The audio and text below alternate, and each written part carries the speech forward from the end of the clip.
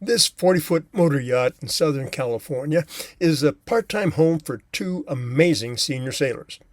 And when they're not living and working here, they fly off to where they left their 46-foot Catamaran sailboat after their last adventure.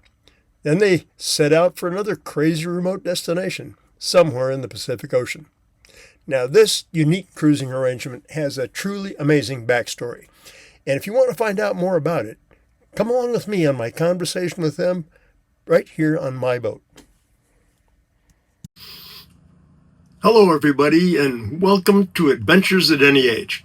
I'm Jerry. I'm the senior camper, and I'm usually talking about my minivan and camping. But a couple weeks ago, I produced a video on boat living because I've been living aboard a boat for the last 20 years. And in that video, I had a short segment of an interview with my boat neighbors, Mike and Annette Reed. Now, when I looked back on the video after it was done, I realized that I really hadn't done justice to the compelling lifestyle that those two super adventurers lead. And I should tell you, they bought a wrecked catamaran in Thailand, and for the next 5 years, rebuilt it. And after they rebuilt it, they took off and sailed to far-flung destinations all over the Pacific Ocean. I'm talking about Chile, Alaska, Southeast Asia, Easter Island, places a lot of us just dream about. And their lifestyle so reflected the reason that I went to Adventures at Any Age, the idea that you're never too old to consider outdoor adventure, that I thought I really needed to publish their whole interview. And that's what I'm doing right here. So if you really want to look at all the detail of their voyages, by the way, go to their blog spot, which is A Boat Too Far. And you'll be able to find a link to that blog spot down in the description below. But for now, let's go to that interview with Mike and Annette Reed. I think you're going to enjoy it. Mike and Annette, I'm so happy to have you here today. And I want to start the interview by asking you what you did before you got into sailing. Before we got into sailing, surfing, and that was it. I got into sailing when I was 15. So Same as here. I got into sailing when I was 16, and we met through sailing throughout our lives. First when we were 20, and then when we were 40. And how was it that you got into cruising, and what led you into that, got you sailing overseas and going to far-off destinations? We started cruising when we got the catamaran. And so we bought the cat in Thailand in 2004 and spent 5 years rebuilding it, redesigning it, tearing it apart and putting it back together again. And then we launched in 2010. So where did you go when you first got it done? What kind of travels did you set out on? So first travel started in Thailand. We bought the boat in Thailand, so that was our launching ground. And from there and when we launched, the boat was only half done. Yeah, we were So we didn't have an electrical system, we didn't have plumbing, all we had were 2 engines and a steering wheel, and we didn't have windows. So we spent 3 years bouncing back and forth between Langkawi and Phuket, Thailand and Malaysia, just working on it and sailing around there and then coming back and making enough money to spend on the boat again. And how long would you be home for before you went back overseas? In those days, we'd come back for 4 or 5 months, and then we'd head back. 2010 we launched, and that's when we both quit our jobs officially, and we did a delivery. We did a delivery from Phuket, and then we went to Malaysia, Borneo, Philippines, Japan, Kodiak, and then eventually back into Santa Barbara. And of all these great destinations, which ones did you enjoy the most, and why? I'd say favorite destination, I'd say Chile.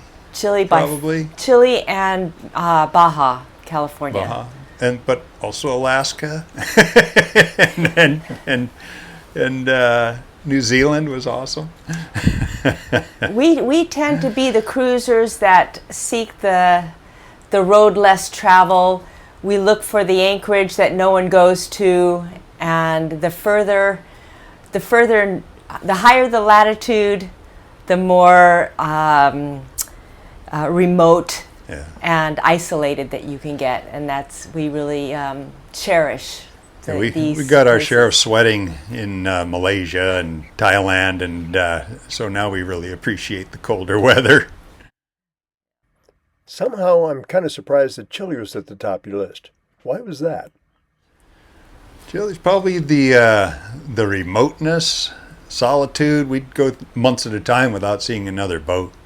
And, just being able to sail in front of glaciers and just the starkness. Stark beauty. Just powerful, just immense. It differed from Alaska in that Alaska, you wouldn't be surprised to see a mastodon walking on the beach. Whereas in Chile, you wouldn't be surprised to see an orc or a hobbit. It had that kind of a feel to it. Now, I know a lot of people who are sailors would just love to be out doing what you are, but they're afraid because they don't know how to get started. So what would be your suggestion about how they might get into long-range cruising? Really, just do it. Just commit and do it.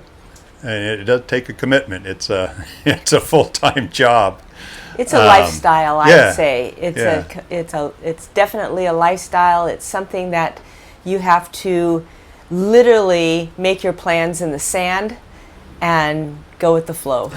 The boat's not that important. There's a lot of seaworthy boats that can be had for not very much money. It's actually just doing it that's the hard part. And how long have you been doing it? Well, I've been living on boats since I was 22, and sailing around the Channel Islands out here. But we have been actively cruising since 2010, so 16 years.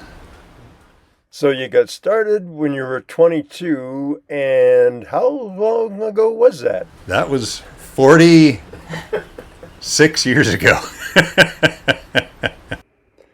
Okay, then. What would you say is the most important attribute or personality trait that you bring to sailing? The most important trait.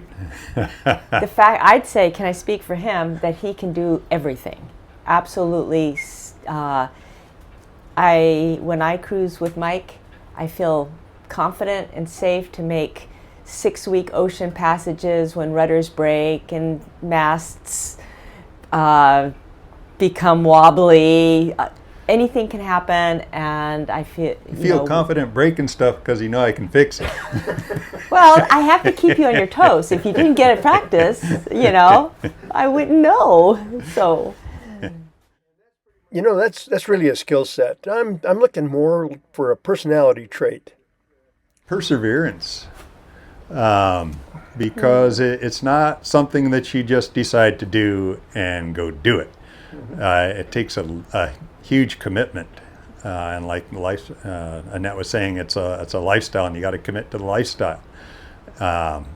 And so you really got to decide that that's what you're going to do and commit to doing it, and then just do it, one foot in front of the other, and it'll happen. Which would you say is more important, doggedness or flexibility? A little bit of both, mostly the doggedness, because the flexibility for sure, because that you're always getting thrown a wrench, and something is always happening, either to the boat or the weather or officialdom when you go to a country and all that. But it's the doggedness that gets you through. So I also think it's a choosing a simple life, simple in very unmaterialistic. I mean, we don't acquire things. You don't have a large wardrobe. You don't collect anything. You cannot collect anything. We can leave for the islands on a moment's notice. So there are things that you don't have knickknacks. You have a refrigerator the size of a dormitory refrigerator, so you prepare your meals. There's no waste.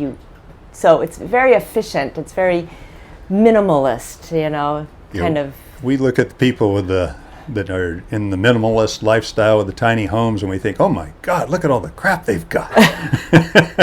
Must be nice. Have all that space. And you don't become attached to anything. They really are. Anything on the boat pretty much disintegrates, so you don't even hold on to things very well. Your shoes, the soles just kind of disintegrate if they've been left for a summer in Mexico or something. So, it's simple in that sense, but because you don't have a lot of extra to deal with. You ever find yourself with a problem at 3 o'clock in the morning and just wish you were somewhere else at that time? Not really, especially in the moment you're dealing with the problem, and you're gonna lose some sleep, but you can make it back up again, and that's just part of it. You just gotta deal with it when it happens, and there's no other choice. So, after getting your answers to these last few questions, Mike, I'm just getting the sense that you are fundamentally an optimistic person. Am I getting that right here? Yeah, I have toxic optimism. So, is there anything you'd like to add here? Anything about your lifestyle, about the way you do things, the way you sail? Yeah, actually, the way we do it is most people, they will retire at whatever age and hop on the boat, and then they spend, the next 10, 20, 30 years, 40 years sailing. And we were not able to do that because I didn't have a real job until I was 40. And so we were kind of perennially broke. So we sail for a while, then we come back to work to afford the sailing. But we've also found that coming back, especially to Ventura, Southern California, is not a bad thing. And now we've got family here. And so it's really nice to spend the time back with family and doing the things that we like to do, like mountain biking and sailing, surfing, that are harder to do when you're off on a sailboat. It's really nice to come back and do those things and do road travel like you do in the van, and it's a nice balance. No, you've got a van camper of your own, and you guys like to mountain bike and do a lot of things besides sailing. You've ever thought of be a time when that might take over from sailing? I don't know if it will take over. We'll get the boat back here eventually, and then we probably won't go too far other than maybe Mexico. And at that point, we'll probably spend more time in the van, maybe more time on airplanes, going and looking at the things that we couldn't see by water, doing that sort of thing. How about you, Annette? How do you feel about that? One of the things that I value most about cruising is our ocean passages, because that is a time when we're out on the water, this tiny little boat in the middle of the ocean, 5 weeks out. And it is, for me, it's a spiritual experience in the sense that you live truly in the present. You don't have any distractions. People say, well, don't you get bored? Well, the days just fly by, in a sense that, we're just two of us, but we're up, somebody's up 24 hours. So, during the day, it's always taking care of 3 meals and cooking bread. So it's not going to the store shopping. You're preparing every meal, or you're doing laundry, or you're reading a book. Making beer. Making beer. We have made beer, exactly. We've had say whales coming from afar just to say hello, just out there, and you're just so present with what's going on around you, with the weather, and fixing stuff that broke during the night, and fixing stuff.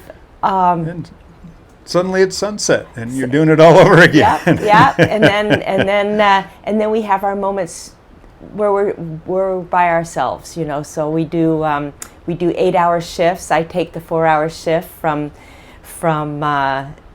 7 o'clock at night till 2 or something, and then, or that's 6 hours, I think. Well, whatever. And then Mike 2 until I wake up in the morning around 7, and you know, it works out really well. So we have a balance there with our together time and our alone time and our, you know, just it's really nice. Even during the storms, it just feels, you know, as long as we're attached to the boat, you know, then we can deal with it. No going overboard. Now you've got two boats. One, the power boat you live here in Ventura, and the other one is a 46-foot catamaran that you sail on your trips around the Pacific. Which do you like best? Oh, it'd be the Cat, hands down, because it's a sailboat. And we love the power boat, and it's a nice power boat, and it's warm, and it's full of teak, and it's economical to drive, and it's got closets and doors and hot water and a lot of nice things. But at the end of the day, it's a powerboat. And when we go out to the islands, which we do all the time, whenever we can, it's loud and it's smelly and can Rolly. be uncomfortable. Yeah, whereas the catamaran, we can just head out there and it doesn't matter if it's slow. We don't care. It's just nice being on the water on the catamaran. And, you know, being on a sailboat, it doesn't have to be a catamaran, just that the act of sailing is just so nice. Mm-hmm. You know, I just couldn't agree with you more. It just seems like once you're a sailor, you're always a sailor. We still think of ourselves as sailors. Yeah. we look down on power boats as we climb onto our boat. Well, thank you both for coming over this evening. I really enjoyed hearing your story again, and I think everybody else will too. Thanks so much. I really enjoy talking to you guys. Thank you. You betcha. Yeah. Well, I hope you enjoyed this video. And please remember, you can go to their blog spot called Boat Too Far and look at all the things we talked about, all the pictures we showed, and the description they have on the blog spot. Now, the one thing I didn't touch on in this interview, and I should have raised the question, but I didn't, was the work that Mike and Annette did before they retired in 2010. Well, both of them were in the medical profession. Annette was an x-ray technician, and Dr. Mike was, and still is, an urgent care physician here in Southern California. So with that, we're going to wrap this video up. And the senior camper is signing off. See ya.